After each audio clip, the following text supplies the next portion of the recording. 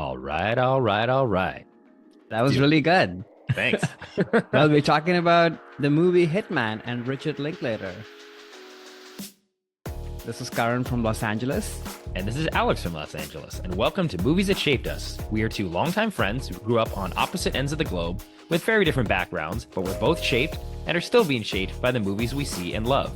In each episode, we cover a filmmaker who shaped our love of movies, so join us as we explore why they matter to us before reviewing the 3 movies in their filmography that made the biggest impact on us. So, this is Hitman, the new movie on Netflix from Richard Linklater. So, Karan, why don't you introduce Richard Linklater to the audience and how you stumbled upon him and why he means so much to you? Yeah, Linklater is definitely in my pantheon of filmmakers that kind of really shaped my love of movies. And in many ways, I think we covered some of his movies or one particular movie, Before Sunrise, in our episode on Meaning of Love.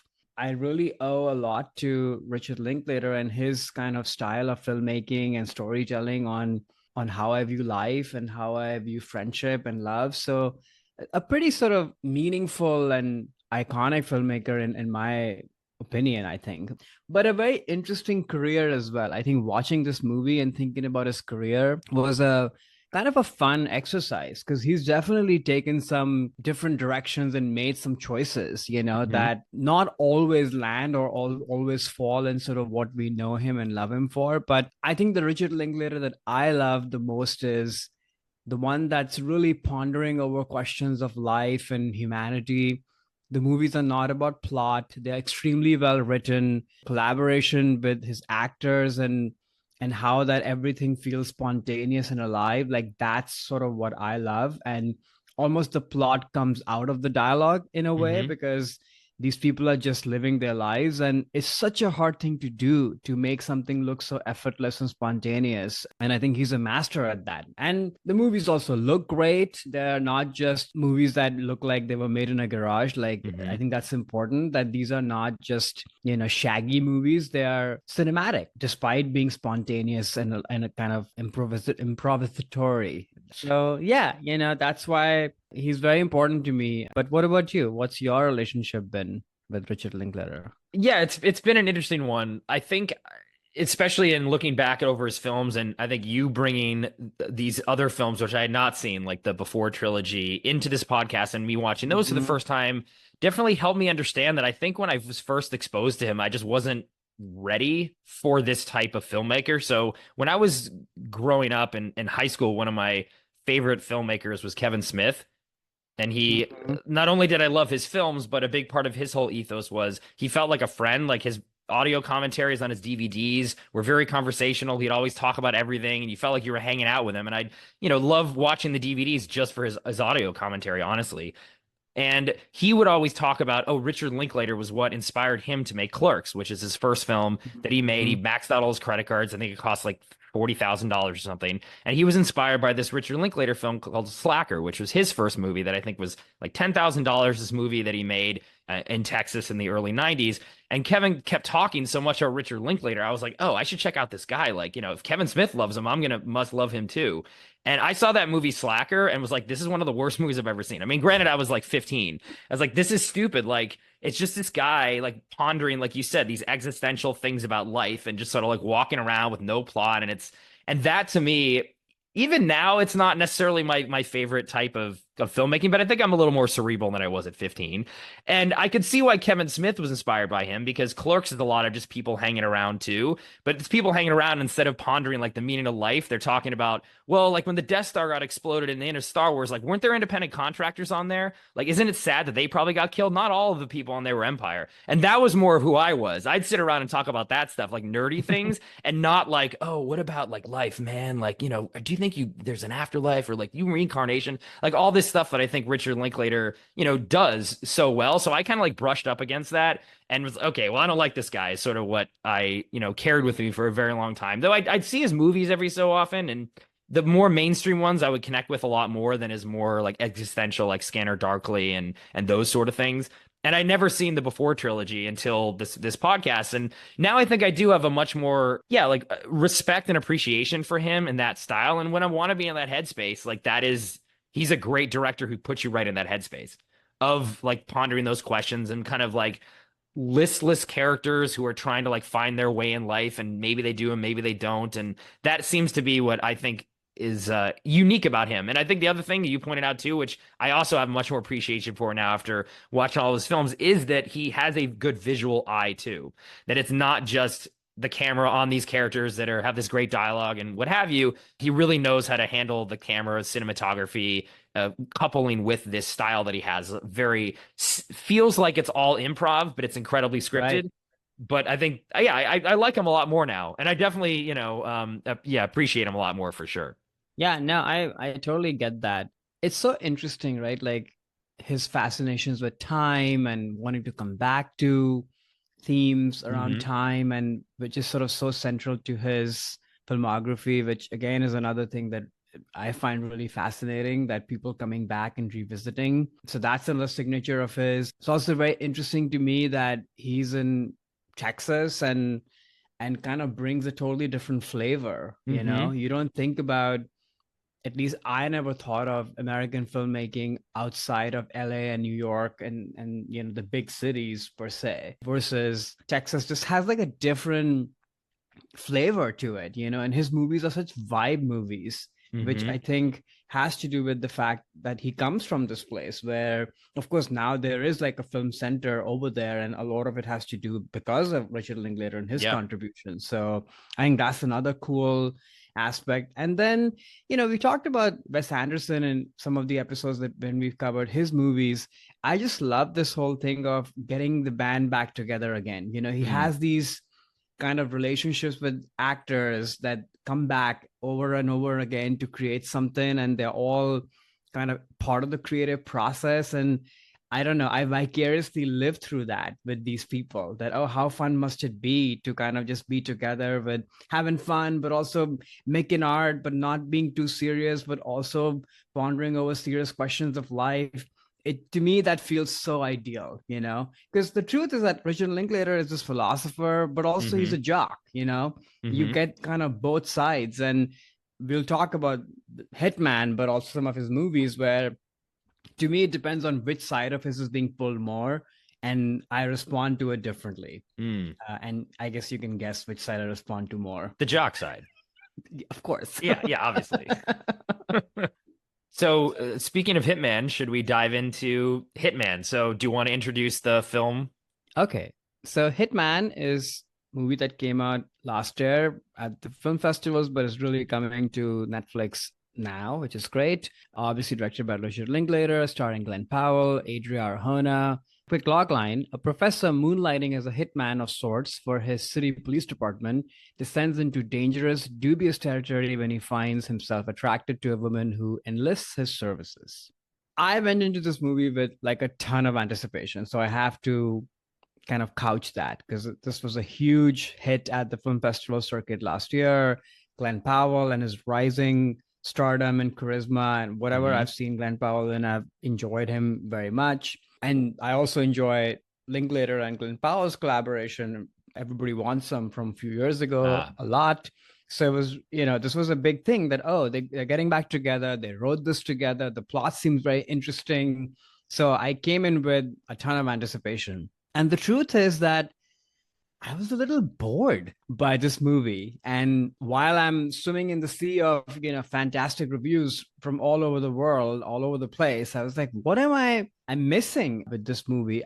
I didn't not like it. I did enjoy it. I mean, obviously Glenn Powell's charisma comes through. hmm. The way Linklater is kind of handling these different tones, where it's a rom-com, but also has like noirish elements.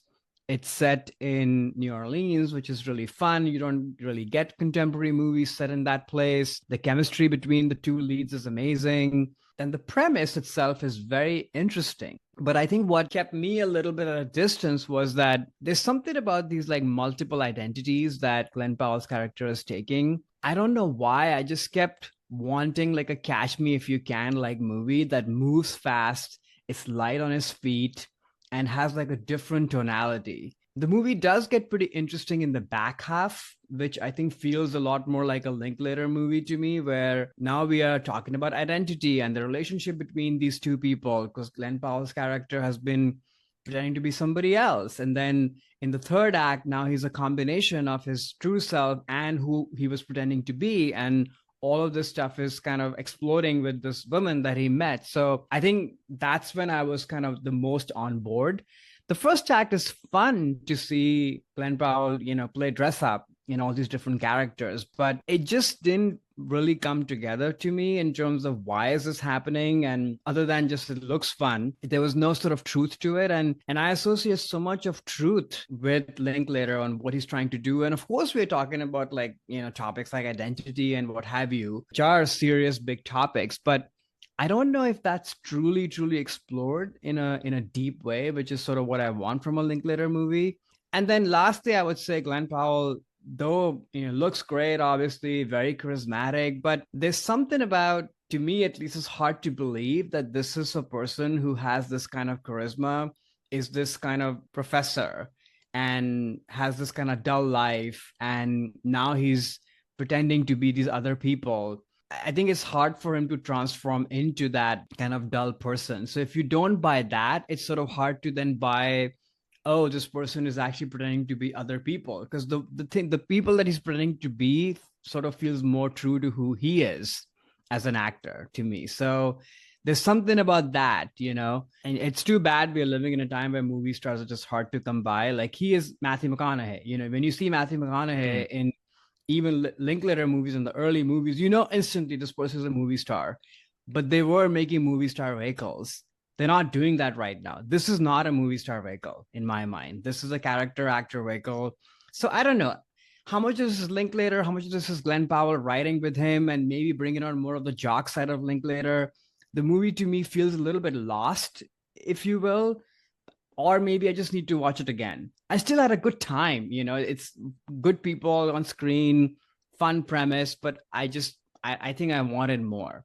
Yeah, I mean, I'm not a huge Linklater fan, so I came into this more just excited to see Glen Powell, who I've been Mm-hmm. following since he was on television through Scream Queens. I mean, he's been one of my favorite actors for a really long time, and I'm very excited Mm-hmm. for him that it seems like this is going to be his year. So I was curious on Mm-hmm. how he handled this, but I really enjoyed this movie a lot, actually. I felt that it was a great in terms of what Glenn was doing. I think it was a star vehicle for him in showing off that he can actually act. And it's not just the Glen Powell persona that I've fell in love with since Scream Queens 10 years ago or what have you, that he does basically in everything. Like that's what movie stars do, right? Not that Mm-hmm. he's a star yet necessarily, but I think he's on that cusp.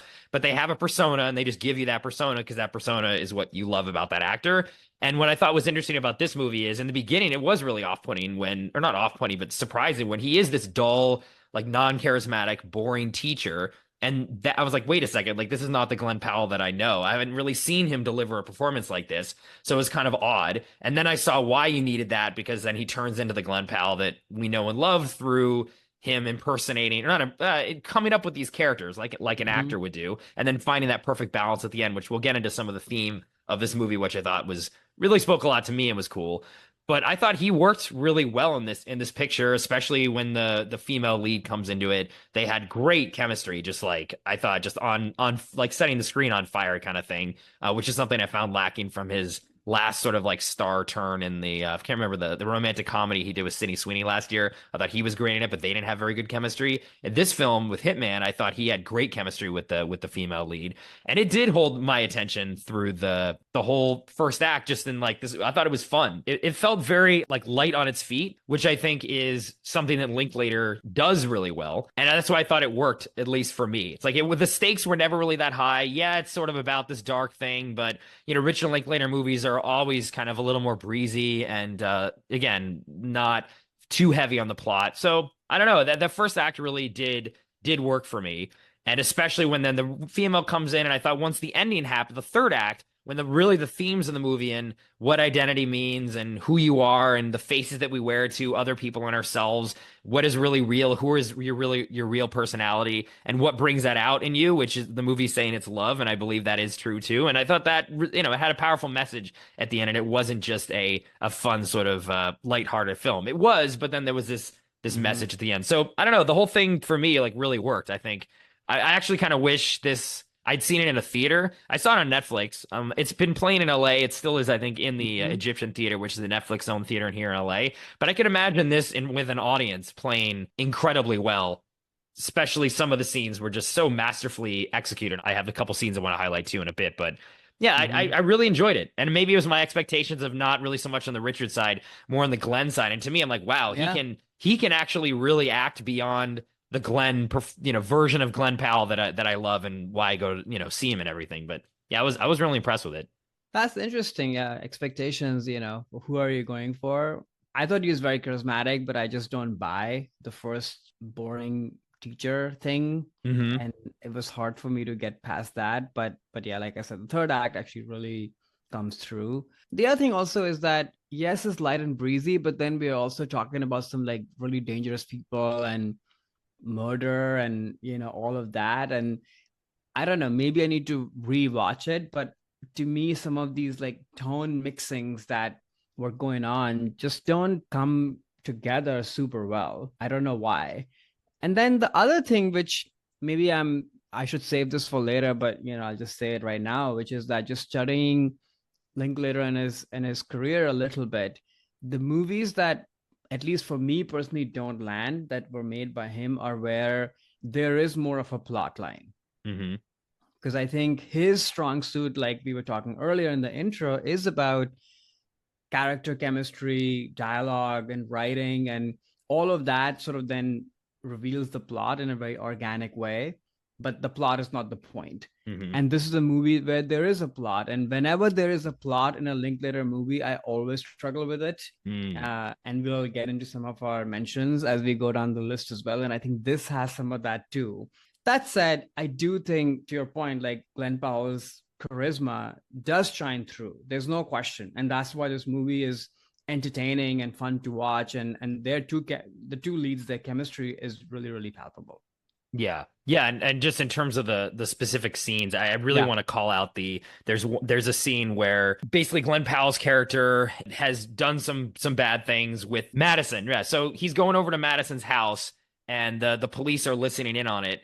And he basically has to use his notes app on his phone to tell Madison what's going on so they can fake a conversation so the police overhear it and think one thing that isn't true, but then they also have to be communicating something to themselves about Glenn trying to tell her what is actually going on through like That's really verbal done. that scene was so expertly like written, acted, and then also shot, and the way that Richard edited together the sequence of showing the cops in the car and then the notes app, what he's writing, each of the reactions of the actors as they're trying to piece this thing together. I mean, that I thought was just one of his most impressive feats of filmmaking and acting too, like for both of the leads and writing. Like it was all sort of things working so well in this one scene that was definitely for me like a scene highlight of the year so far in terms of a scene in a movie where I'm like, this is just so well done. And again, I can imagine in an audience this just working so well in a packed audience instead of just me at home like watching this, even though I still was like laughing and like really engaged. But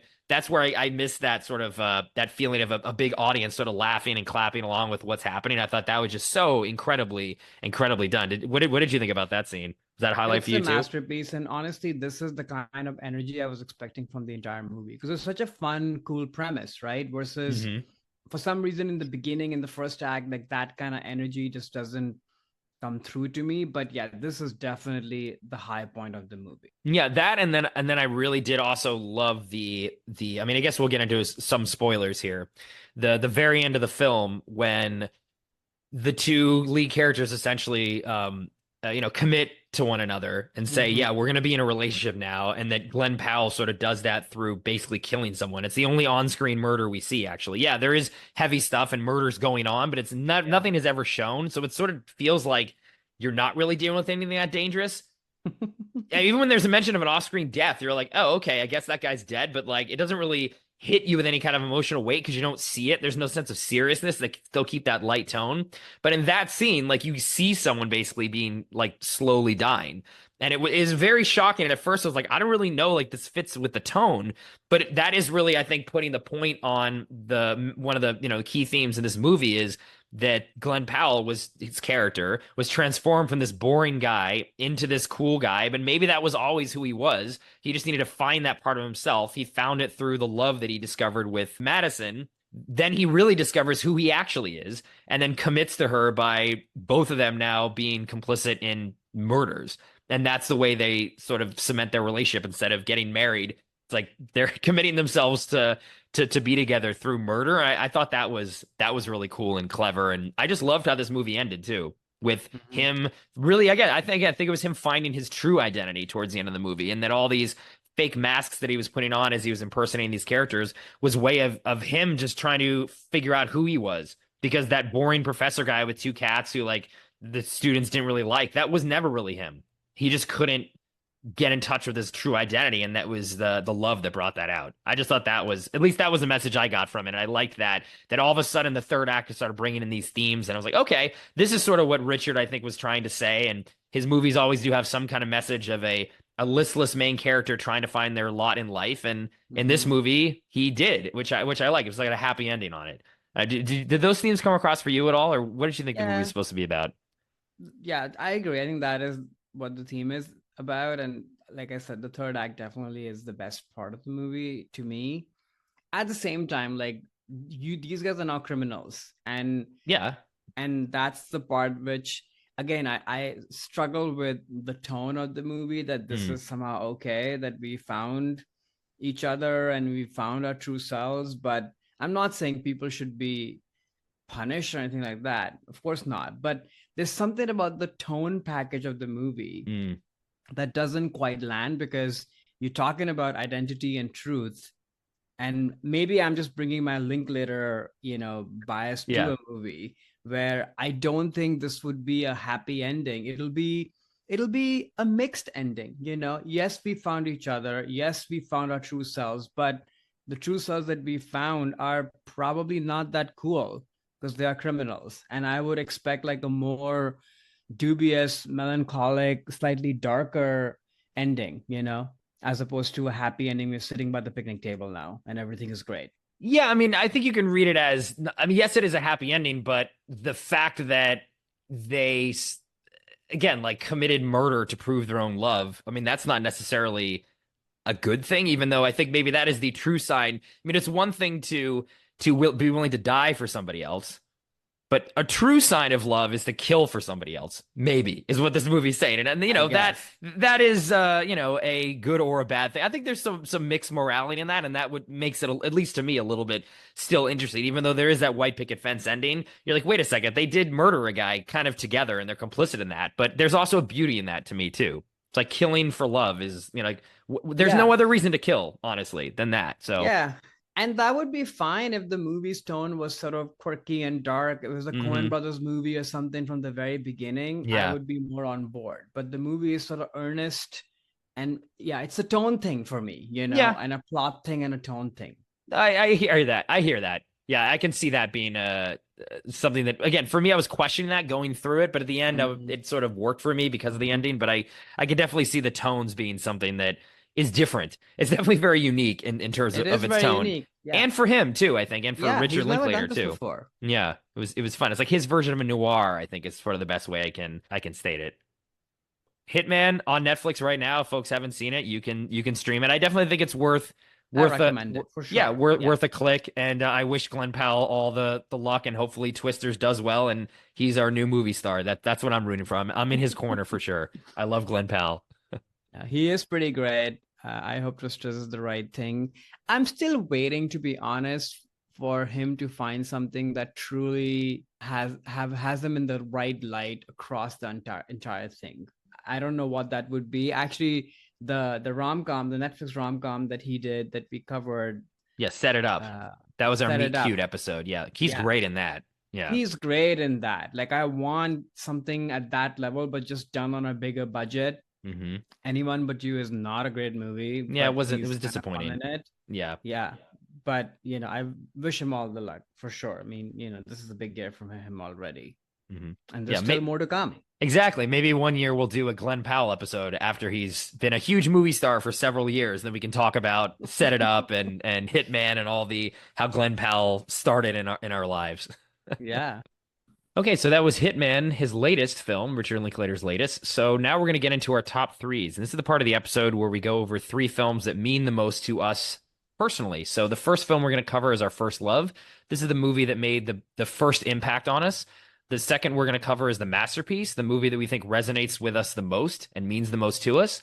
And then finally, The Wild Card. And this is another movie that's important, either a big swing and a hit that's sort of underrated or a giant miss. It's just something else we want to bring to the discussion, another movie in this director's filmography that means a lot to us. So, Richard Linklater, First Love. Karan, what do you got for us?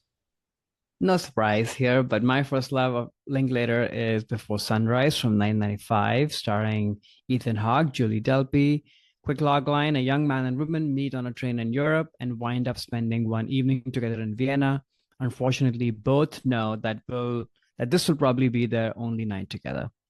So this is the beginning of what ends up becoming an amazing trilogy over the course of time. But this was my first intro to him. I'd heard about this movie, I'd heard friends talk about it, and the premise of it, as it was stated to me, sort of sounded kind of boring and not very interesting. So I didn't watch this movie, I want to say not until like the 2010s, I think. So pretty late in my life. I'd not seen any Linklater movie until then and was just Hmm. completely blown away by the movie. Kind of what we were talking in the intro, like this is my intro to that, of just Mm.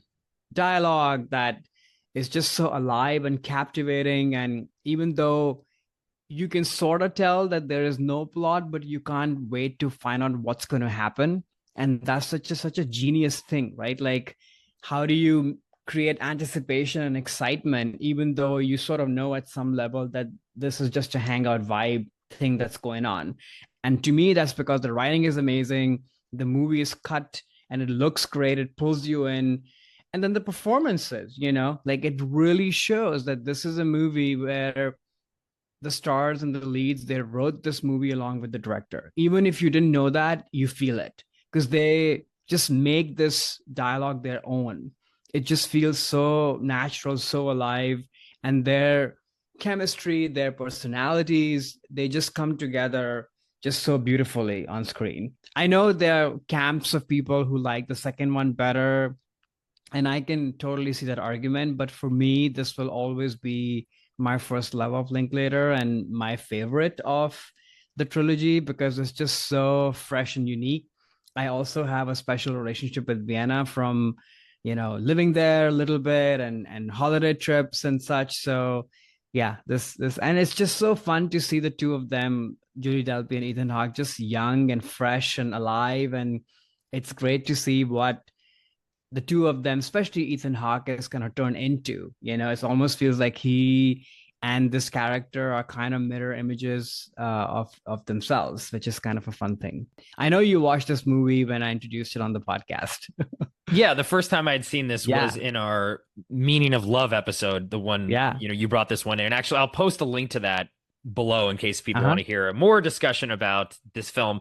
But yeah, I had similar to you, like I had a lot of friends that said, you got to see this, you got to see this. And it just, because I had that initial aversion to Linklater because of Slacker when I was in high school, I never was wanting to rush out to watch this. And I think with hangout movies, they're not usually my favorite type of film, and they're hard because if you don't want to hang out with these people, the movie sucks, at least for me. So, but if you want to hang out with them, I it's couldn't awesome, agree more. and this was a movie where I was it spoke to me a lot. I really enjoyed it a lot when you introduced it, and I think it is because like you want to hang out with these people even though they're not really talking about anything. It's just you want to listen in on the conversation. It's like you're sometimes it's fun at a restaurant where you hear people having an interesting conversation. You're Hmm. sort of like pretending not to listen, but you're listening. It's kind of like that. You feel like you're spying on these two strangers and just wanting to know, okay, well, where's this gonna go? So there is that narrative drive in that sense. You're like, okay, these are strangers. They're kind of hitting off, but like, what is this going to mean? Are they like there's a ticking clock here. That's the point of the movie, right? Before sunrise, like when the sunrise Hmm. comes up, they're gone. Like they have to depart. So they have that sort of narrative interest that is keeping your interest the whole time. But yeah, I think this movie works really well also just as a meet cute, which is I also like you too, like those types of Yeah. movies where it's just like two random people meet and then you just find this connection and hit it off, which is an exciting part of life. And maybe you never see this person again, and really that's okay, honestly, at the end of the day. You had that time. And then being an audience member, seeing that time, it just reminds you a lot of those different people you might have met, on a train once and talk for 20 minutes, or, an afternoon with someone who you never see this person again. But there's something special about that, and it's an important part of Hmm. life. And I think this movie perfectly captures that, and the style of Linklater, of his chill hangout movies that look like they're totally unscripted, even though they really are, I think lends itself really well to this type of film. Yeah, I totally agree. Like that piece of the meet cute, especially in a place like Europe, I think it's a fantasy that a lot of people have. I certainly have had that fantasy. And I don't know if the movie Hmm. came first or the fantasy came first, but there's something very inherently charming and fascinating, especially at that age that these people are. Hmm. And of course, this can happen at any age, but it doesn't even have to be Europe, but somewhere that's not home. Right. That fantasy of like forming a connection with somebody is sort of, yeah, it's magical, right? Like Hmm. it's that spark that not that people are looking for in their lives, but they certainly imagine. So I Yeah. think this movie really captures that. And then to your other point of, do you want to hang out with these people or no, I think that's so critical. It's such a great point. I have not seen Slacker and some of the earlier movies that Linklater did, because I just feel like they'll probably be more broy, and maybe that's the kind of group that I just don't want to hang out with. I think, and I should see those movies before I have an Yeah. Yeah. opinion, but I feel like there's something about this movie where Linklater is in his age and his career, and the fact that it's a trio working together. Hmm. There's something about that, because usually his collaborations have been with men. And I think there's something about Julie Delpy coming in as a writer, as a collaborator, that does something to this movie and this trilogy. That's why this trilogy kind of hangs out a little bit differently, even Hmm. though there are many movies of this kind that he's done, and we'll go over some of those. But there's something special about having, that quote unquote sort of female point of view, or maybe where Linklater was in his life, where pondering about love was an important theme that he was, jumping up against, as opposed to earlier, maybe the themes that he was interested in were different. Yeah, yeah, and I think in terms of the themes, and you mentioned like time and younger people, like these two folks were definitely younger. I think for me as well, one of the things that just doesn't work sometimes with Richard Linklater movies is I feel like a lot of the times his worldview is kind of stuck in what I would categorize, and maybe this is mean, but like freshman in college sort of pseudo intellectualism, which Hmm. I don't, I find kind of boring and little I like can see that. eggheaded. Yeah. But because these folks, these two people in this movie are of that age, that's what you talk about when you're like 20, Right. 22. You have these grand sort of like philosophical thoughts and conversations, which again, maybe this is mean to say, but I sort of feel like is a little, yeah, like you think about it when you're younger, but then once you get older, it's like, okay, like this is not, what you really should be thinking. But for me, that's why this movie does work, because it's like, okay, this stuff's coming out of their mouth that if this was someone who was like 30 or 40 or 50, I'd be like, okay, like, come on, be serious Yeah. here. Like, don't be such a kid. But they're kids, and it works, and it does kind of pull me along. Another thing that I also really like about this movie too is the ending of it, where Hmm. they leave and they make a promise. Oh, like, we're gonna get back together, in 10 years, and then the movie's just over. And then it's like, okay, well, either the romantics can think, oh, they met, this is like their true love, and they're gonna get back together, and this is gonna be fairy tale ending.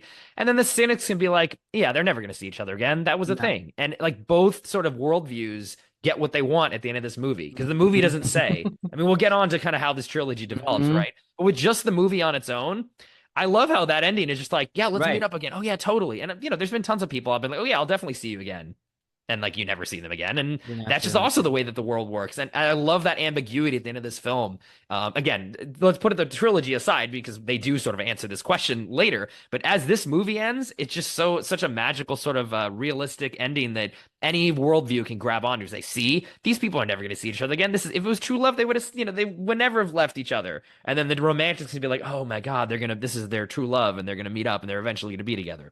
I Yeah. like that. No, I love that, which is what I missed in the Hitman ending. That's what I'm talking Oh, about. Ambiguous, not tied in a bow. and it sort of leaves you, you know. I'm in the other camp, so Oh, of people. So I didn't I get want that. I'm the romantic. So and when I saw this movie, even though I knew obviously when I watched this for the podcast, the first time that there were going to be other ones and that there were, Mm-hmm. but even if I didn't, I definitely would have been like, okay, well, this is great. Like they're definitely going to see each other because that was a special, you know, special moment that they Exactly. serendipitously were together, which Hitman gave me that. So but, I That's totally true. see what you mean. Yeah, this definitely has the ambiguity, which I also think is beautiful in this film too. All right. So what is your first love of Linklater? So my first love is Dazed and Confused, his film from 1993. The logline, The Adventures of High School and Junior High Students on the Last Day of School in May of 1976. Written and directed by Richard Linklater. A big cast here, but a couple highlights here. Jason London, Matthew McConaughey, Ben Affleck, Joey Lauren Adams, and Parker Posey. So it's definitely a big cast. So at this time, actually, when I saw this film, I didn't really even know who he was. I mean, I saw this, Mm-hmm. I think, actually, I did saw this before even I Slacker and the whole Kevin Smith conversation I Mm-hmm. mentioned to you. This would run on cable TV all the time.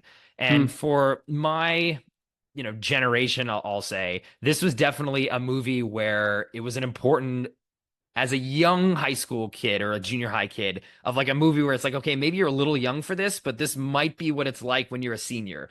And there was that aspirational piece of it because it was seniors and junior high students in the 70s. And also this ethos of, I grew up as the firstborn. I was the eldest and I had two Mm-hmm. sisters, so I never had a brother or an older brother especially. And this movie always to me felt like if I had an older brother, this would be like the movie A, he would tell me to watch, or B, like the lessons that this movie imparts and the experiences that happen in this movie would have been what I would have experienced.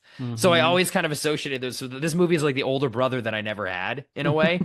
Yeah, I think this movie really does hit on the Linklater style of this is literally just hang out. There's barely any plot in this movie at all. There is a thread that actually on this rewatch I kind of picked up on, which I'll get into in a second, which I found kind of interesting. But just yeah, just a bunch of people, cool people, not cool people, nerds, jocks, everyone, just on this last day of school, 24-hour period, similar to like before sunrise, where it's just a very one slice of time, which I appreciate those Mm-hmm. types of movies too. And you're just following these kids and what they're up to. And I just find it funny, fun in terms of where each of these characters end up. And then it introduced me to a lot of people that I eventually thought were, especially through the Kevin Smith films, like super cool, like Ben Affleck, Joey Lauren Adams, Parker Posey through a lot of her independent comedies she was doing in the 90s. Like, it was fun to like see these people when they were first starting out. Yeah, this movie is still really funny and fun to me, and I still enjoy it to this day. Curious on your thoughts on this film too, if it was in heavy rotation on cable in India as well, like it was here in the States. I wish I would have really enjoyed it and learned so much because, like you, I'm the eldest child as well. So I didn't have any older siblings or elder brother to sort of show me the ropes. So I Hmm. wish I saw this movie much later in life. And yeah, this is kind of a masterpiece, of this kind of a movie that, like you said, has no plot, but is sort of the quintessential vibe movie. Right. And it has become kind of an evergreen representation, give or take of what life can be. And that's just so fascinating, right? Like it's just so specific to the 70s. And of course, not all of that happens now. I certainly went through a pretty rigorous hazing phase when I Mm. went to college. So watching this movie, when I did watch it, was sort of traumatic to kind of bring back some of the old memories of Oh yeah. how hard it was to kind of go through that phase and what have you, but also find yourself. But I think I'm curious to talk to, I mean, I don't know any young people younger than us per se, that how does this movie land on them now? Actually, it's Yeah. funny just to jump in there. So I was curious about that too, and Mm, I was actually had volunteered at a film festival last weekend, and mm-hmm, the last day at the party, one of the rap parties, I drove some people home. I was like the Uber driver, and one of the mm, people I drove home was a like 21 or 22-year-old grad student, and I was asking him because he was a film school, like, okay, who are some of your favorite directors? Just always curious. And he mm-hmm, mentioned Richard Linklater. I was like, oh, really? Like, what films do you mm. like of his? And he said Dazed and Confused. And I was like, Ah, oh, really? I was like, so that movie is still like around, like kids your age, your age. I sound like an old man, but I am an old man. eh, I was like, you guys still watch that and talk about it? He's like, oh my God, yeah, like it's a movie that gets passed around. Like I saw in high school. Like, oh my God. So I think that is, it's an anecdote. It's one amazing. guy, but it seems like this movie is still reaching the youth today, which I was like, oh, that's so cool. Like it made Yeah. me feel like really cool. Like, yeah, I thought that was cool when I was a kid. young kids today still think it's cool. I just thought that was It's so, just so great to hear again, that. anecdote, but I felt good to know that, Yeah. Because there's something true there, right? Like that's what I tap into again and again about Linklater. When he's not bogged down by plot and things, he's able to capture just through these slices of life and time something really true about interactions, and then makes it really entertaining and funny, right? Like this hmm movie is funny. The music is absolutely Amazing. top notch, like a banger, Yeah. film score that you can just put on and just totally listen to it and be transported but also enjoy it right now. So it's those things that makes it evergreen. The other thing that's also really cool, that's unlike a lot of other kind of college or high school movies where they often kind of pit groups against each other, right? They're hmm these cliche groups, and of course all of those people are in this movie too, but in my experience maybe people from different groups were not best friends, but they did hang out together, hmm because that's what college is. It's kind of a melting pot of a place where whether you like it or not, or you want it or not, you're thrown into situations together with the popular kid, the nerdy kid, the in-between kid, whatever. And I love that all these people are just hanging out together. And ultimately, it's about having a good time, and it just feels so natural in that way. That's how Yeah. my experience was. No, definitely. Like, yes, in high school and in college, there were cliques for Mm-hmm. sure, but the cliques were not as like hard edged. There was Mm-hmm. blurry lines between that. And I think this movie, I like how you see that too. Like, okay, the one girl's really nerdy, but she does get pulled in by the cool girls at one point. And yeah, like the stoner guys, they're all stoner guys, but they also have interactions with the jocks a little bit because there's Right. relationships. And I think that is what this movie authentically shows how cliques actually are. Yeah, there are cliques and there's groups, there's the stoners, there's the nerds, whatever, but there is overlap, and that it's not just so you cannot talk to someone who's not in your group, like a Mean Girls kind of thing. Like Yeah. that movie is great, but it's heightened high It's school, heightened. and this Exactly. is really what high school, at least in my experience, and Yeah. college too, was like. And I Yeah. think this movie does that, captures that brilliantly. Yeah, totally. And then I guess the other thing is kind of the honest, just not knowing where life is headed and also where tomorrow is headed or where hmm tonight is headed. Like that's just captured so beautifully. It's just so spontaneous, right? That, oh, you don't know what you're going to be doing this evening, but Right. it'll be fun and we'll figure it out. There's sort of this nonchalantness to living life in the moment, but also what's going to happen post college. But then maybe you're going to get into this with the thread is like as the Yeah. movie comes to a close, it does all start to then zoom out and start to kind of pose these questions of, okay, what now? And it Yeah. all kind of lines up towards that without making it super heavy handed. Yeah, that was so interesting on this watch. Like, I'd seen this movie a bunch of times in Mm-hmm. junior high, high school, college. I hadn't seen it maybe like 10 years. Mm-hmm. Want rewatching it, but I was starting to compare it to another movie we covered on the podcast, American Graffiti, which is Uh-huh. a similar like hangout movie, one night, Yep. people that are like, okay, what do I do? I'm now going off to college or not. And that movie, which was, made by George Lucas, who was, baby boomer generation, released in 1971, I think, 72. There seemed to be a lot more like emotional weight placed on this decision of like, okay, what do I Right. do? I'm pondering this. It's like my It's life right could go in the this way. beginning. It's so much so about like this big decision and it means a lot. And if I do this one thing, my whole life will be different. Whereas this movie, where it has a similar theme, similar time period, one night, high school students, and there's some seniors in there, people just be like, you know what? I don't, yeah, there's like a decision, but who cares? Like, I'll figure it out. It was a lot more Right. like, even though Richard Linklater's not in Gen X per se, because he's older than Gen X, but it's more of a Gen X attitude. At least I always associate this movie with Gen X, that of like, whatever. I don't really care. It doesn't really matter. Okay, fine. Like I'm not going to sign the pledge to say I'm not going to drink or have sex during the summer for my high school football, but who cares? It's like Mm-hmm. the weight of the life decisions that were in American Graffiti and maybe that generation of like everything is so serious and I make this one choice, my entire life could be different. This movie, it's like, okay, I'll make a choice, I'll not make a choice. Like I'll just sort of like go through life and it'll be fine or not be fine, whatever. Like it's more of like a whatever attitude than this self-seriousness. I mean, I love American Graffiti, but the self-seriousness of the characters, I don't know. I just was starting to find that juxtaposition, and maybe it's says the difference between the two generations or something. I don't know. Maybe I'm just grasping at straws here, but I thought it was interesting that like I kept waiting for like, is there going to be a thread in this movie? And it kind of is that it's basically just him signing that or not signing that pledge for his football Right. captain. Like that's like the biggest decision that happens. Instead of an American Graffiti, it's much more of a my whole life will be different. I grasping at straws here No, you're about totally what right. Gen And X means, you know? no, and you're totally right. There's definitely that at play. In fact, I read somewhere that Linklater kind of wanted this to be American Graffiti set up in Linklater's kind of Oh, college really? going days. So Oh, there's interesting. definitely a connection there, just the way Josh Lucas wanted it. There's a generation thing that you're talking about, but I also think there's like a film stylistic thing as well at Hmm. play. Of course, I was not alive in any of these two generations, but Right. I would rather think, even if this was a big decision that was weighing on you, depending on who you were, I don't think you would be carrying that around with you and talking about it all the time.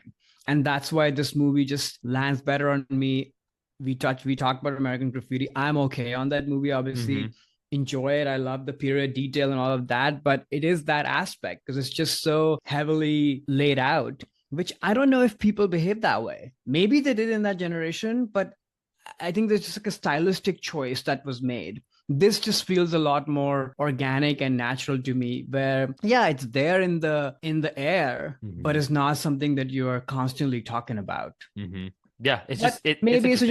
generational thing too. Who knows? Yeah, because they both were looking back. I mean, George Lucas much older when he made American Graffiti, not much older, but 10 years or so from that, and Linklater too. This is a That's the movie other set in the thing. 70s, made in the 90s. So it's Yeah. like how they look back and think about that. And maybe one generation thinks about every decision and sort of gives it too much weight. And then the Linklater's not part of Gen X, but I associate it with that of just like Mhm. whatever. Like that whole generation, sort of like we'll just sort of figure it out or not, or who cares.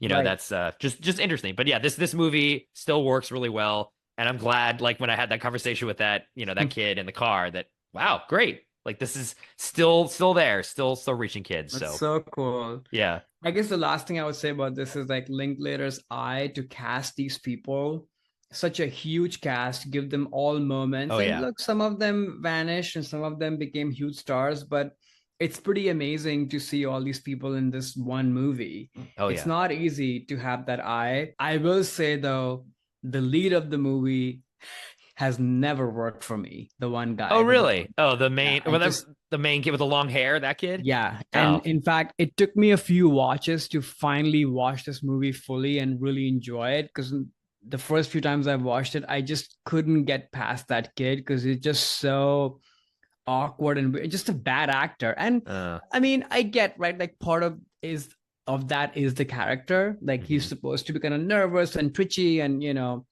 rubbing his nose all the time and what have you. But there's something about just the bad acting aspect of it just really rubbed me. Oh. Now I've kind of gotten past it, but he does not age well, I think. Okay, well, I won't say that I identify most with him then. And we can move on to the next one. Oh no. The next category we have is our masterpiece category. So again, this is the movie that resonates with us the most personally. So Karan, what is your masterpiece, or should I say masterpieces? I think you're bending the rules a little bit on this one, but go for it. I know I cheated. I really went back and forth, but I just, in my heart, I have to put the entire trilogy, the Before trilogy, as my masterpiece because they are in conversation with each other. It's one long piece that was made, and it's a miracle to me that a thing like this happened. I don't think it was intended when the first one came out, and the fact that these people could meet up again after regular intervals of, I want to say it's like 8 years or 10 years, something like Yeah, that. roughly. I think it's 10. Yeah. Yeah, something like that. Yeah. And just catch each other and not make a mockery because it'll be so easy to say, oh, let's just recreate the magic that was in the first movie. And Hmm. that just wouldn't work. We see that all the time. Instead, it's this really honest representation of where are Celine and Ilna's character, where are they at in their life today, and make it interesting and relevant for where they are. And it's just kind of a miracle that they were able to recreate this. And the fun part, or how you take it, is that depending on where you are as an audience in your life, you can go back to these movies and just see different versions of yourself. And it sort of becomes such a meta text in my mind and whoever I talk to about these movies is that at a given point you might identify with this version of Jesse versus the other, and that's just so cool. And that's what you get when you put authentic life and its progression on screen that way. And I don't know, I'm very curious to hear if you thought about this and how will this relationship go, because I, like you, was a romantic, still am that, oh, these people definitely met up again. And I love how before sunset picks up, where actually one of them didn't show up and the other Right. one did. Spoiler alert Hmm. if you've not seen these movies. And then how that connection grows. And you're still not sure if something's going to happen after that. And then, of course, with Before Midnight, you see that's the end of the journey where this has been a full life. And like a lot of relationships, some things have gone right and some things haven't. And you can't really blame it anything or point a finger at that, oh, you should have never pursued this. The truth is that I'm glad they pursued this, for the life that this whole experience offered to them. Just that one train ride, everything goes back to that. Hmm. But it doesn't turn out very well, as a lot of things don't turn out very well in life, but it's not so black and white, I think, because a lot of things also did turn out well. They got their careers going and the family that they created, and none of that would have happened if they had not, bit the bullet and done this. So it's just very life to me. What's your take on the remaining two movies, but also your own kind of interpretation of what would happen with these characters over time? Yeah, so I had not seen any of these films until the podcast. So we Oh, talked about Before Sunrise for the love episode, and then Before Sunset was our acting episode, and now you're yep. bringing in Midnight on the Linklater piece. So I this is the first time I'd seen the final film. I waited. I figured this would come up at some point again, so I might as well wait. And yeah, I think this as a trilogy, and I get, yeah, you bend to the rules in this, but I'll allow it. I think it makes sense for this. It is very unique in that it really does cover, I think, all the stages of a relationship over Yep. time. Like the first movie is that meet cute, and the second movie I really do feel is that you as an audience member, and maybe them too, realizing like this is true love. Like they're Yeah. actually in love. This wasn't just like a fun, 24 Luke. hour thing. This is real. And then the third movie is what a relationship really means in the sense of commitment to one's life and Right. the choices you make and how that helps or hurts the relationship. And it's complicated. Complicated is the wrong word. It's like It's reality. it's reality, right? There's goods and there's bads, but Hmm. that's what happens when you commit your life to someone. And that, Hmm. I think the third movie, even though personally I think it's the weakest one of the three, it's not fun to sit there and watch someone argue No, for it's a 20 hard minutes. watch. I don't need to see that. Like it's just No. not as fun. But I think it's an important piece of it. It's like, okay, now this is reality. However, there is still, I find that the final scenes of the film, he's reading this fake letter that's from the Hmm. future, talking about what they're going to do that night. She says some comment about like, oh yeah, we're about to have like a great night or something. And that's the Hmm. last line, which I think does mean that, yeah, they go through problems and they've gotten this big fight. And she even said, like, maybe I don't love you anymore, but that the rest of their life is still gonna be great. So Yeah. I still think it is a positive ending, but it is that truthful part of like, okay, now they're in a relationship and what is that actually like? And there's pluses and minuses to that. So that is what I like about this movie. I think it's a good treatise on what love you might think it is, how it actually is, and what those feelings are when you're first kind of like meeting someone to then falling in love to being in an actual relationship. I think this perfectly captures that through these characters that they also still just like pick up right where they left off. Like you It's believe amazing. that they're, Julie and Ethan are these people. There's truth to this, and the way that they fight, the way that they recall things, it feels natural. Though I will say, I think in the thing that made also the third one Before Midnight not as good. Like some of these discussions felt a little false to me, and that like you've been married for X number of years and now you're talking about this. Like I know you're. Yeah.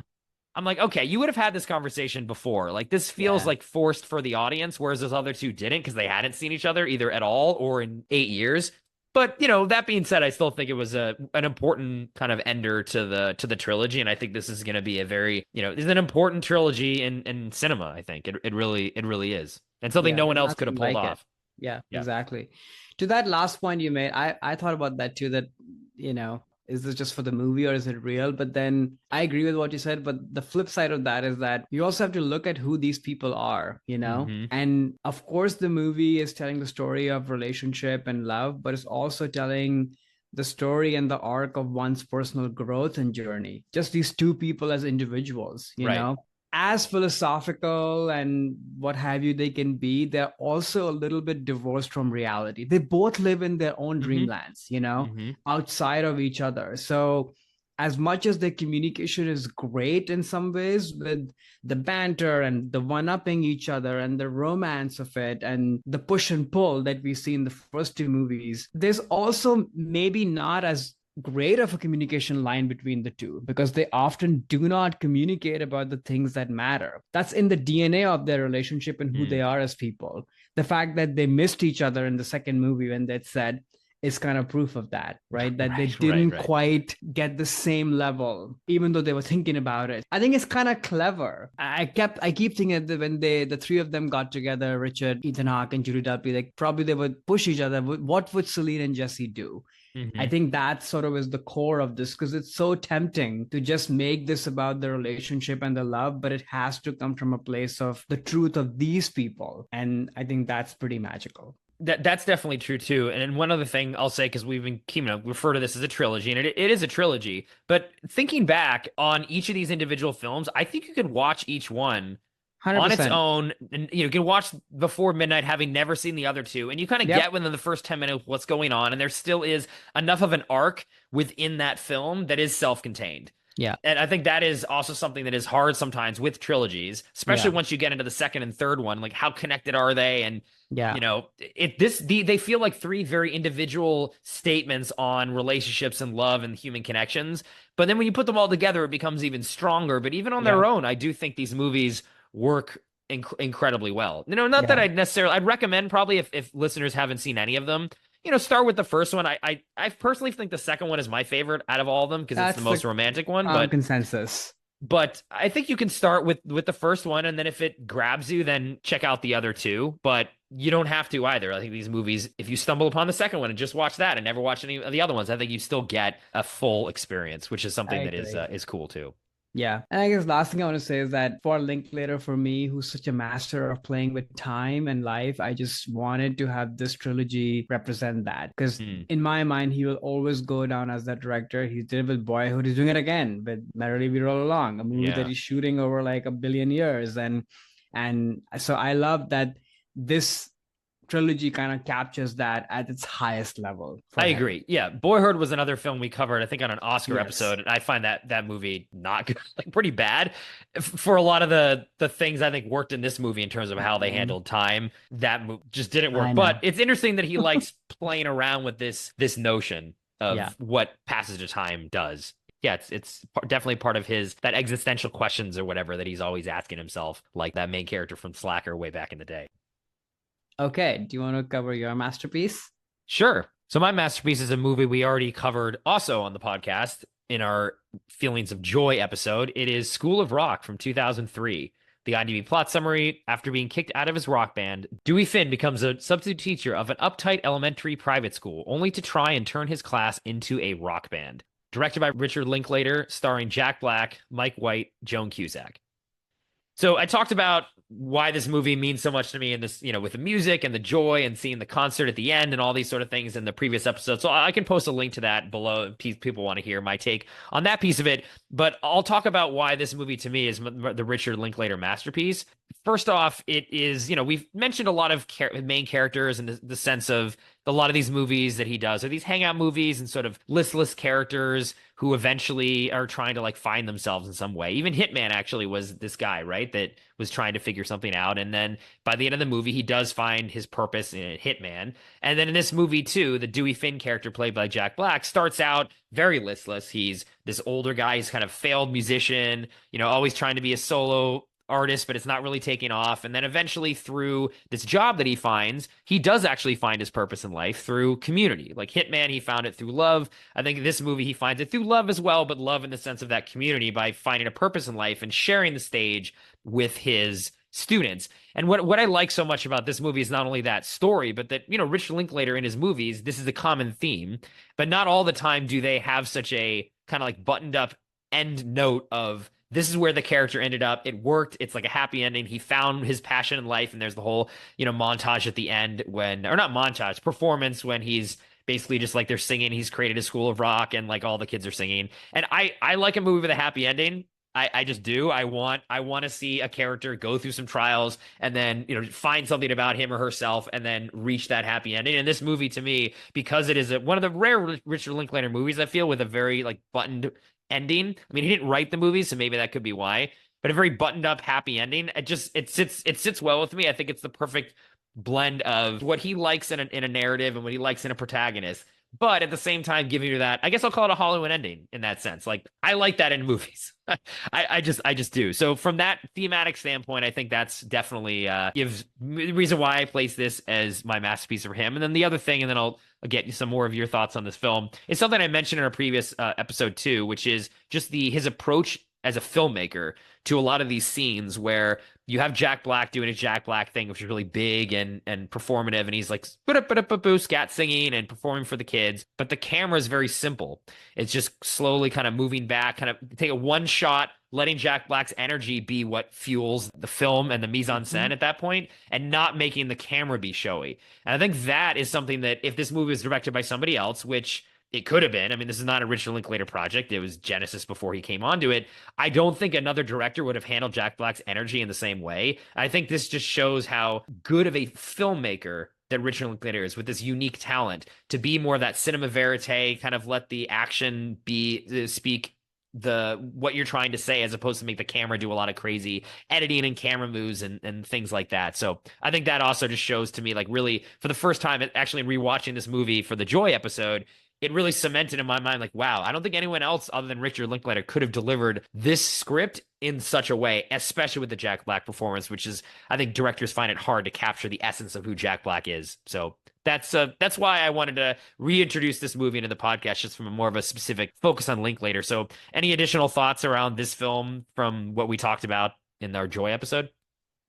Yeah, I was saying earlier in this episode that whenever there's plot involved, that's when I struggle with Linklater. I think this is the exception to that. Mm-hmm. It's kind of a miracle that this is a Hollywood movie with a plot, with that Hollywood ending, like you said, with this high energy, crazy, zany actor in the center of it, but it all hangs together. It's still truthful and it feels really fresh and alive, what we expect Linklater to normally deliver, but it is still packaged as a Hollywood movie that's super accessible, and it's a 4-quadrant movie. Anybody at all times of their lives can watch this movie and get something out of it. And that's, as we've talked about, very hard to do, making a blockbuster movie which has something real and truthful to say. And this has all of that. And then to your point, there aren't many people who can rein in Jack Black and use him in the best possible way. And Linklater manages to do that.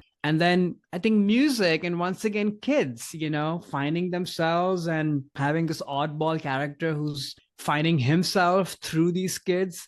We've seen the story done before, but there is something very special about this rendition. And I think it is because of Linklater and Jack Black. I will say that. Like, even though the story has been done before, it feels very fresh and alive because of the detail work that Linklater does. You get little details of who these kids are, what their quirks are, what's holding them back, how do these quirks rub up against Jack Black's character and how he brings them out of their shells while he's also going on his own self-discovery and journey.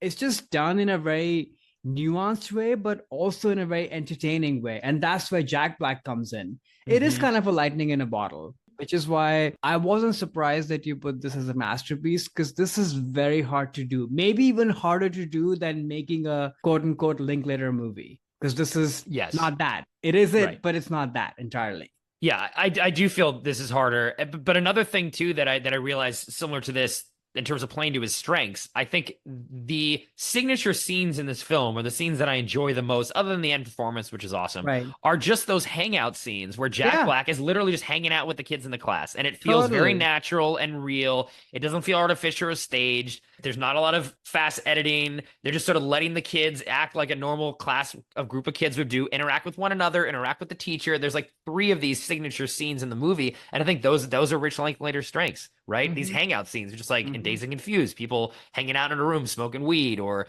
Ethan Hawke and Julie Delphi just hanging out on a train and talking. And I think those scenes work so well, and that's what gives the heart to the movie and gives the right avenue for Jack Black to be his full Jack Black crazy self, who I love. I mean, I've been a fan of his since the 90s, but it lets him do that, but not overwhelm the movie, because it's just him hanging out with kids. Like, who wouldn't want to see that? He's so energetic with kids. He works really well with kids. So I think that's why, if any other director kind of took this, I think those scenes wouldn't have played out in the same way. They would have felt more traditional Hollywood comedy scenes in terms of how they were edited together and shot. And I think Richard brings his own eye to this material, which I mean, I want to shout out Mike White too, who wrote the screenplay. Hmm. A lot of this is in the screenplay, but I think Richard elevates it and brings it to a very unique place that any other director who could, some journeyman director, come in here and just direct it like a normal comedy, a Jack Black comedy. I still would have liked it probably because the music's there and I love Yeah. Jack Black, but it would not have been one of my favorite movies of all time, and a movie that I No, watch at least once a year and just brings me tears of joy every time I see it. I think totally. Richard gets the credit for that. Totally. No, would have been super broad and it wouldn't have aged well. Right. Richard doesn't direct this movie. Mm-hmm. But that's such a great point of kind of those quieter moments are so important. Hangout moments are so important, and that's his signature. So no, it was really fun to revisit this. Yeah. Love it. Love this movie. Okay, so now we've done the masterpieces. The final category are wild cards. So these are just another Mhm. film we each want to bring for better or for worse. So why don't we start with you, Karan? What's your wild card for Richard? Yeah, so I picked Where'd You Go Bernadette from 2019, starring Kate Blanchett, Billy Crudup, Emma Nelson. Quick logline. A loving mom becomes compelled to reconnect with her creative passions after years of sacrificing herself for her family. Her leap of faith takes her on an epic adventure that jumpstarts her life and leads to her triumphant rediscovery. I'm a big Kate Blanchett fan, and when this movie was announced, I was like, huh, what an odd pairing. I would never think of Linklater and Kate Blanchett in the same universe, because they just do very different things. And I guess I'd never seen Kate Blanchett, at least in her recent years, do something that feels more Linklatery. And Mm-hmm. then to top that, this movie came out right when I had moved to Seattle. Actually, you had moved to Seattle not long Yes. ago before this movie came out. And Yes. this Yes. is a very beloved book that, a lot of my friends told me about as I was moving to Seattle, that, oh, this is like a quintessential Seattle book set there and such. So the anticipation for this movie in my mind was high, but more from like a curiosity standpoint, because it just felt like such an oddball thing. And then, of course, the movie comes out and it's, not very well reviewed, doesn't do really well, what have you. I watched it and I rewatched it again for this podcast. And I think I'm mixed on the movie. Like the movie starts and it takes a little bit to kind of really wrap yourself around what is Kate Blanchett doing, because she feels so alien-like the way she talks. And at least my head is wandering to Blue Jasmine and all of her like quintessential Kate Blanchett characters who are, you know, sort of this heavy deep voice and like a specific look and sharp and blunt and what have you. And I'm like, what is this movie? And then as the movie goes on, leading up to the last act, it actually gets pretty interesting to see how this person is crumbling and what made them get to this place. And I think that's because I kept thinking, what made Linklater connect with this material and work with this actress? And I think the common shared thing there is this loss of creativity and passion in your life. As a creative, if you don't get to do that, what happens to you? And I think in that sense, this is a great character study. I think the problem is that, and this is where I bring my hot take, this plot. And things have to happen, where there are interventions and this whole trip to Antarctica needs to happen. And then everything has to be tied in a neat bow as we're on the trip, where all realizations are happening really quickly with the husband and with Kate Blanchett's character and what have you. And it just doesn't really hang together. And the scope of the movie as you go to Antarctica is supposed to be much larger. And I don't know if this is Linklater's wheelhouse to kind of really transport you over there and let the place be the place that's the catalyst for these revelations. None of that is captured. I've not read the book. I'm sure that kind of comes through in the book. So I don't know. It feels like something just didn't quite work over here. At the same time, I'm very glad that, they tried. And I'm glad that there's a Linklater Kate Blanchett collaboration, and especially the middle part of the movie, like I said, touching on those themes of what happens to you when you can't create, that really resonated with me. And I think that's really well done. And at some point when that starts to happen, you get what Blanchett is doing, in this kind of very oddball character. And I think Seattle is in its quirk and in its gray and rainness is captured really well in the movie. You know, the oddball people around them and the role Microsoft and money plays in a world like that. But you also have your, you know, Seattle hippy dippy sort of people around you as well. Like I think it captures that essence pretty well, which no surprise. Like Linklater has been a great kind of capture of places as well without making it very heavy handed. Like you wouldn't say that, oh, Vienna is a third character in Before Sunrise. No, Right, you wouldn't right. say that, but it's very much part of the movie, and it's captured in a very understated way. And I think the same happens here with Seattle. Curious if you'd watched this before. I had not watched it. Similar to you, when I moved to Seattle, I'd heard of this book was also brought up to me. So I knew Yeah. this book existed. Did not read the book. Never knew this movie existed until you put it on the list for this Oh. podcast, to be honest.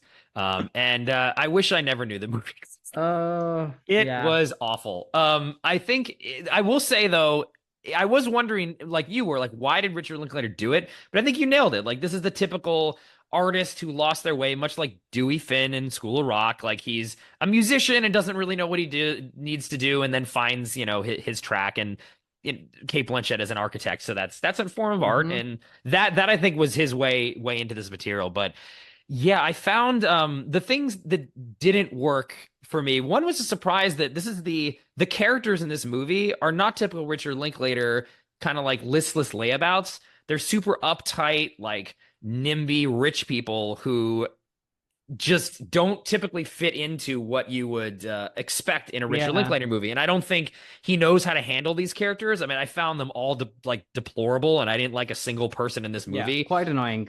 Every single one. Like, the daughter sucked, the husband sucked, she was sucked, like the neighbors sucked. I'm like, I don't want any happiness for any of these people. These are miserable sad sacks who, so I didn't root for anyone.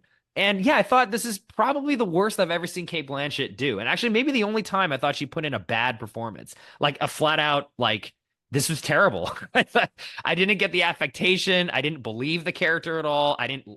She didn't bring me into where you're supposed to care about her at some point, because it is her journey, right? She's Hmm. going on. You're supposed to feel sorry for her at some point, but I never did. And then I also felt that the narrative device that he was using of, to give you backstory, we're going to have a character pull up a laptop and watch a YouTube video to explain the backstory. We're going to do this 3 different times, and you're going to watch over their shoulder because we don't know how else to tell you what this woman Hmm. went through. I'm like, this is probably the laziest filmmaking I've ever seen. And I'm sort of surprised that he relied on that as a crutch. I mean, maybe I highly doubt that was in the book.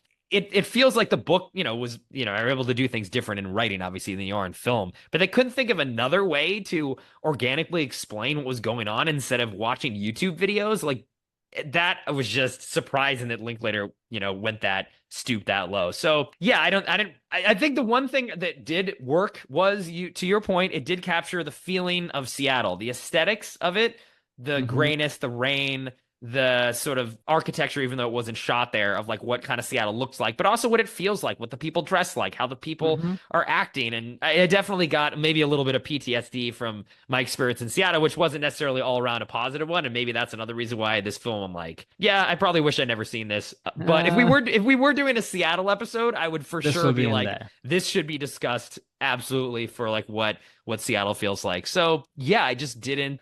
I don't think really anything in this. It was a complete misfire for me. And again, I'm not surprised I never heard of this movie before.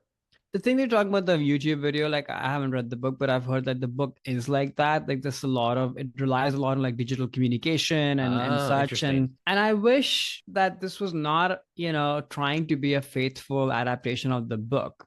I Hmm. wish Linklater had sort of taken the ideas of the movie and just made a movie on his volition as opposed to just be faithful, because it's just hard to dramatize that kind of, digital communication in a movie. Is just not cinematic, and it just Yeah. comes off as, just like you said, lazy and not great. So I wish he'd done that. And yeah, Blanchett, yeah, it just feels like a caricature of a character. At some point, like I said, I got a little bit more on her wavelength of what was she trying to do, but it's very jarring. And I'm like, Yeah. who are you? And I get the issues at play, but the signature truth thing that we talk about with Linklater is just totally absent. That these people, they feel very, one dimensional. They're not really grounded in anything. Mhm. And if you don't get that, to your point, why would you root for them? I mean, Right, I right. still rooted a little bit because I want people to get back to, their creative pursuits and whatever makes them happy. So I Yeah. got like a little bit of that, but Yeah. barely, Yeah. and I like they tried, but it's also kind of sad that this is, a bit of a waste as well. It could have been great because the themes are amazing, and Hmm. and there's something about, again, with the Hitman thing too. I guess with these sort of, I don't know, darker, quirky characters, this is not his bag. I Hmm. think he deals better with more earnest people who have their feelings on their heart, and they are, soulful and lost in life and trying to find something, not these sort of quirky, sharp edged kind of dark people. That's Yeah. not what he Yeah. does. And this movie should have been, I'll just say it, should have been done with by somebody else, and it would be an Absolutely. Yeah. amazing movie, and Kate Blanchett would be good in that movie, not in this one, I Yeah, think. maybe. I mean, I just hated the characters so much. I don't really see how I could ever have empathy for the characters of this movie, but maybe it was the take But on the that's material with okay, the you're director. not supposed to like all characters. If it's done well, it could still be entertaining and Oh yeah, truthful, yeah, yeah. right? Yeah, I guess, but yeah, I didn't feel that the movie, I didn't feel the truth in it. Yeah, that's I Yeah, didn't, with anyone involved, any one of the journeys here or who this person was, like she felt more like an archetype than exactly. a real human being, so that her journey meant nothing to me. Exactly. Um, Totally agree. where'd you Where'd go, you go, Bernadette? Bernadette? Literally, where'd you go? Yeah, well, the answer to that is I don't care as I long as you're don't not care. here. Just leave, Bernadette. I don't care where you go. Just don't let the door hit you on the way out. You didn't like all the vests people wore in the movie? Everybody has a vest in the They got their movie. little vests on. Yeah. Like Seattle people do. I was like, oh my Exactly. gosh, everybody has a vest and nobody's washed their hair. They nailed the costumes. Yep, Yeah. Actually, maybe that was the only part of the movie that worked for me. Whoever was the costume designer, he or they nailed she it. nailed the aesthetic of like, okay, I do feel like I'm in the Pacific Northwest because of what the people are wearing. They did a great job of capturing that Yeah. that reality and truth. Unlike the Antarctica stuff, where several scenes it was clear they were standing on a rock with a green in front of a green screen, Oh, and also it took me that out. I was just like, oh no, like doesn't really, work. this is so bad. This is so bad. And again, I wish they just interpreted the movie differently and not Yeah. just try to be so faithful. Or go to Antarctica and film it there. I mean, I Yeah. always say go to the real place, or at least go Right. to, I don't know, Iceland or somewhere where it's Yeah. cold. Yeah. Not like a Burbank lot or wherever they probably, maybe they No. shot, I don't know where they shot this, but well, they shot it in Canada. The exteriors, I think, were doubling for Seattle because I was like, these two buildings don't look exactly right. And I looked it up and it was filmed in Canada, I think Okay, that Vancouver or makes something. So sense. maybe they were on a Vancouver soundstage, but I don't know. No good. What is your wild card? So my wild card is a movie, The Newton Boys from 1998. The IMDb plot summary: the story of the Newton Gang, the most successful bank robbers in history, owing to their good planning and minimal violence. Obviously directed by Richard Linklater, starring Matthew McConaughey, Ethan Hawke, and Skeet Ulrich. So this movie for me was one that I watched as a kid. This is one of those go to the video store on a Friday night, rent something, look at the box. Oh, some cool guys on this. This looks fun. And then took it home, rented it, and was like, this movie's really good. So I'd rented it a couple times after that. I actually didn't, Ah, again, even know this is Richard Linklater until I really sort of knew, quote unquote, like who he was, like when I went off to college. And then, oh, he directed Dazed and Confused. Oh, he directed The Newton Boys. And the reason why I wanted to put this movie on the list is for me, I think this movie really works in the sense of how Richard Linklater could bring his style and his aesthetic to a more like traditional story, much like A School of Rock. But I think because this movie is not really talked about and it wasn't successful at the box office, I don't think anyone would typically cite this as a hidden gem. So I wanted to, at least for me, say that I think this movie deserves to be seen a lot more than it has been, and it does really work. And I think the this chill hangout vibe that Linklater does so well, bringing this into a gangster movie, which, again, maybe this is when I was, it's rated PG-13. I was in, junior high, high school when I went high school, I guess, when I first saw this. And it's like a very kind of family friendly in a way, gangster movie. Like, yeah, they're bank robbers. So they're not really trying to kill anyone. Yeah, a couple people die.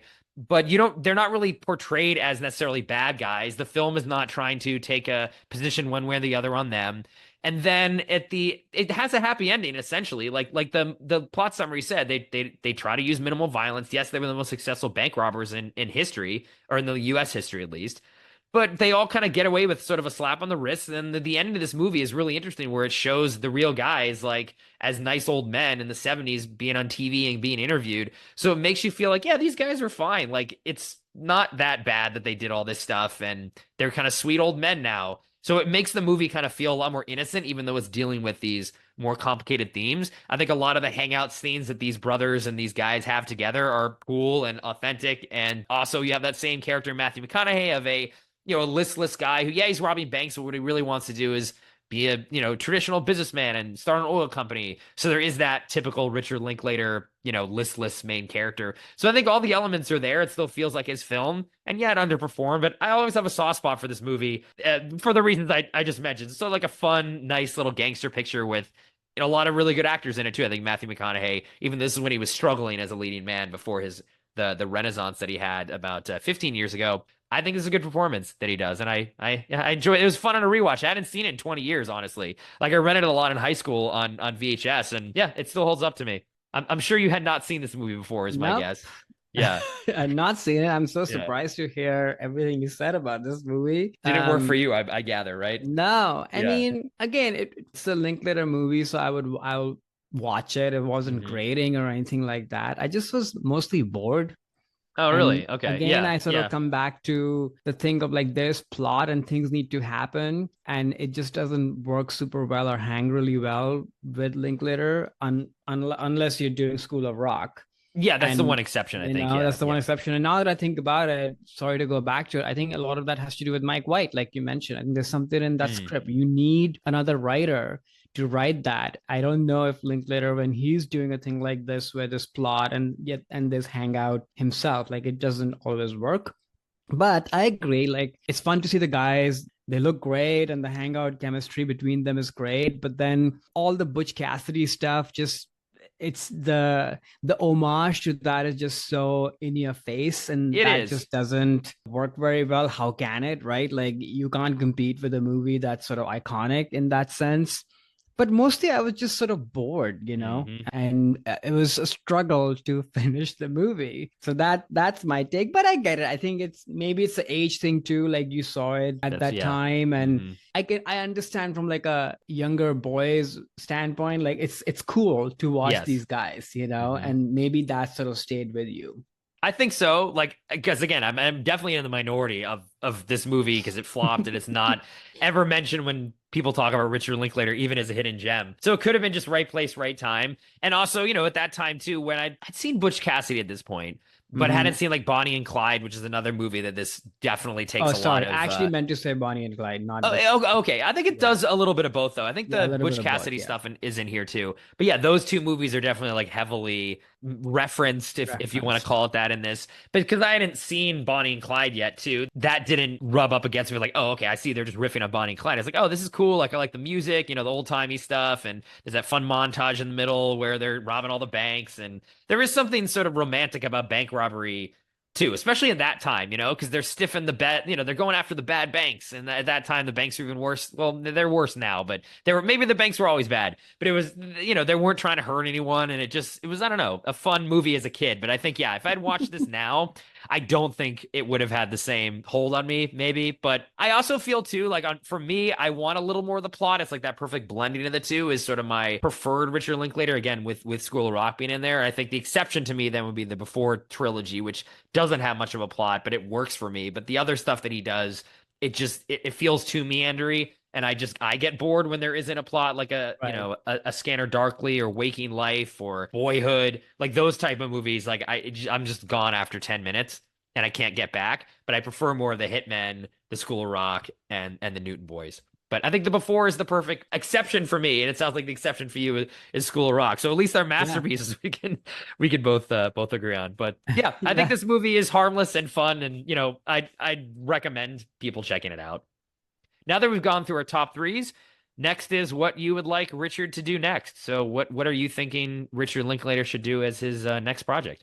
Well, I was very happy to find out maybe a few days ago that he's, teaming back with Ethan Hawke to work on something, which is Yes, great yes. because I want the two of them to go back together because it's like to me it's like De Niro Scorsese level Hmm. partnership between Hmm. the two, so that's great.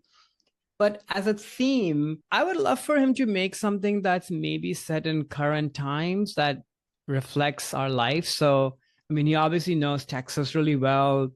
It's such a interesting cinematic place, but also politically and from a humanity standpoint, such an interesting place of all these like different points of views coming together, right? You have Hmm. Austin and then you have the rest of Texas. And I think it'll be really fun to make a movie that is not trying to, make a point on the nose the way a lot of movies that deal with whether it's cancel culture or how divided we are. Like all, I haven't seen a good movie made about any of those subjects that's from Mm. a pure human standpoint. Because the truth is, people are mostly okay with each other. They want Oh yeah. similar things, Hmm. It's all of this is kind of politicized or what have you. So I don't know if there is anybody who can make an earnest movie just about humanity, but also maybe highlight some of the complications of the times we live in.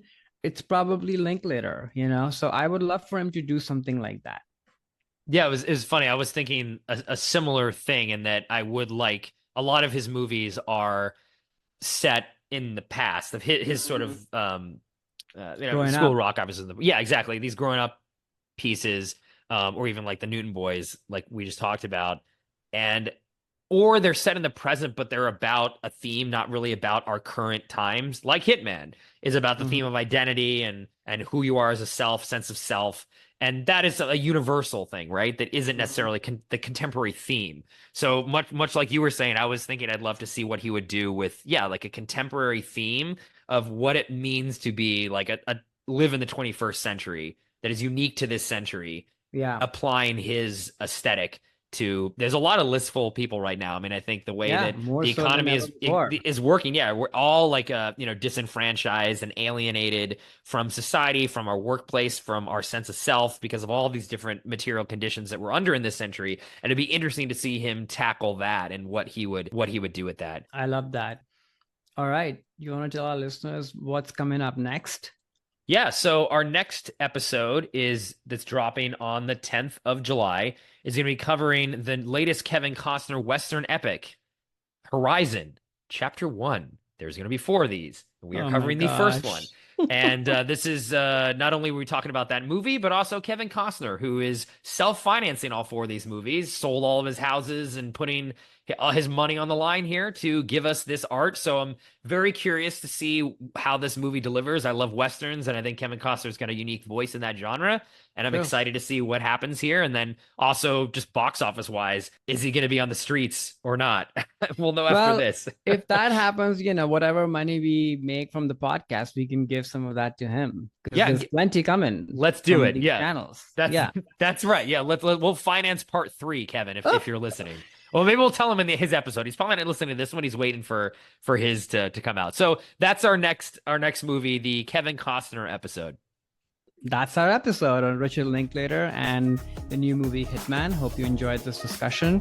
As always, please be sure to let us know in comments on YouTube as to what you felt about this discussion, what you felt about Linklater and Hitman. We're available here on YouTube, but also on all the podcasting platforms. So if you haven't already, please go subscribe, rate us, review us, because all of that really helps listeners find us.